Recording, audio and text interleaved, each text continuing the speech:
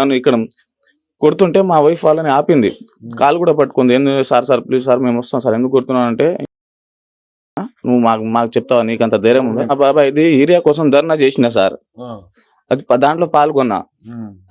అక్కడ నన్ను వాళ్ళు చూసిరు, దాని గురించి కొన్ని అసలు నీకేమైనా గుంట భూమి ఉందారా, నీకేంటి అవసరం, నీకేమైనా అవసరం ఉందారా, నీకేమైనా గతి ఉందారా నీకు, ఇట్లా అన్ని దాని గురించి ఇట్లా అని మాట్లాడుతుంటే కాళ్ళతో తనుకుంటే సార్ 25 నిమిషాలు నరకం చూపెట్టారు సార్. 3 కానిస్టేబుల్ వచ్చాయి సార్.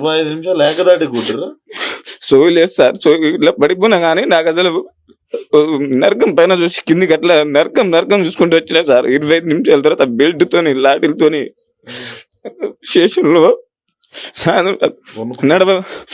నడిచే ఓపిక లేకుంటే పొద్దు నుంచి సాయంత్రం ఎక్సర్సైజ్ కింద పైన ఇట్లా ఎక్సర్సైజ్ చేపిస్తారు నడవని. లాస్ట్ మూమెంట్ లో కొట్టుకు తీసుకే టైం పోలీస్ నుంచి బయటికి రాగానే సార్ కుంటున్నా సార్, నేను నడవని కాళ్ళతో తంటున్నాను సార్. మళ్ళీ లాస్ట్ గట్టిగా నడవాలి. ఎవరికైనా చెప్పినావో నీకు బెయిల్ రాకుండా చేస్తాయేమో అనుకుంటున్నావో, ఇంకోసారి ఎప్పుడైనా కనిపిస్తావారా నాకు కొడక, ఎప్పుడైనా కనిపిస్తావు నీకు బెయిల్ రాకుండా చూసుకుంటా. ఎవరికైనా హాస్పిటల్లో కానీ జడ్జి దగ్గర కానీ మీ వాళ్ళకి ఎవరైనా చెప్తే నీ సంగతి ఎట్లా చేయాలి అట్లా చేస్తా నేను.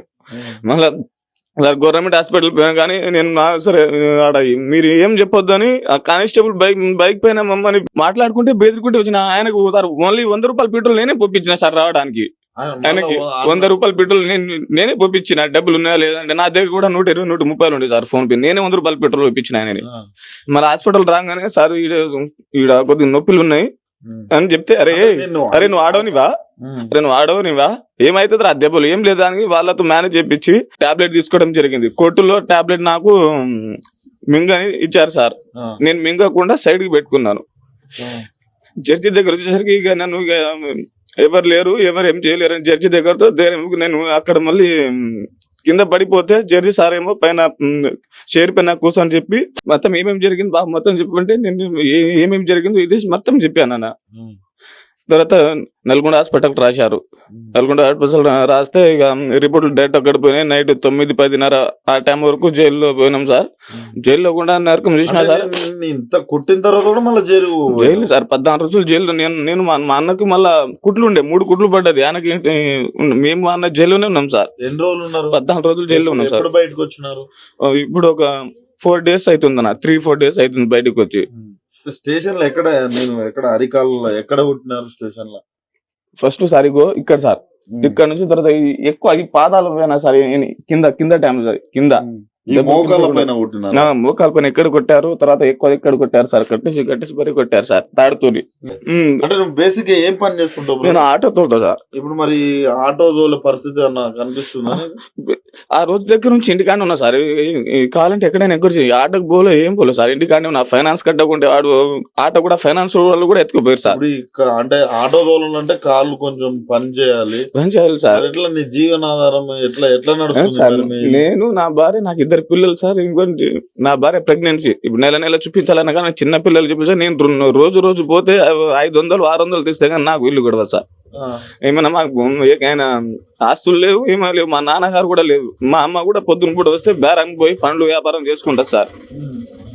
మా అన్న కూడా డ్రైవింగ్ చేసుకుంటా బతుకుతారు సార్. మాకు జీవనాధారం కూడా ఏం లేదు సార్. పొద్దు నుంచి సాయంత్రం కష్టపడితేనే మాకు ఒక 500-600 రూపాయలు దాంట్లోనే కూరగాయలు గిరకాయలు చిన్న ఇట్లా బతుకుంటాం సార్. డబ్బులు 1 రూపాయి లేకుండా నిన్న బిల్లుడికి జరముచ్చినా గానీ 200-300 రూపాయలు ఎవరిని అడగకుండా పోయి తానికే తెచ్చిన సార్. హాస్పిటల్ కూడా చూపించలే, తానికి వచ్చి పోసిన సార్. జన్మ వస్తే హాస్పిటల్ కూడా పోలేక తానికి తీసుకొని చాపిస్తున్నా. బాబు ఏమైనా లీడర్ ఆరా అని దానికోసం ఎక్కువ కొట్టడం జరిగింది సార్. దానికోసం చేసిన నేను ధన్యాలు. మరి ఎస్ఐ మీరు అడగలేదు సార్ నన్ను ఏ కేసులో అరెస్ట్ చేసారు, మరి మీరు ఎందుకు కొడుతున్నారు? మాట్లాడే చేస్తలేదు సార్. నేను అరుస్తూనే ఉన్నా, ఆయన కూడా వాళ్ళు కొడతానే ఉన్నారు. ఆ టైంలో ఏం మాట్లాడతాం సార్. పైన నుంచి నరకం చూపిస్తున్నారు కొడుతుంటే. నేను ఎప్పుడు ఇట్లా కొట్టించుకోలేదు సార్. మా నాన్నగారు కూడా కొట్టలే.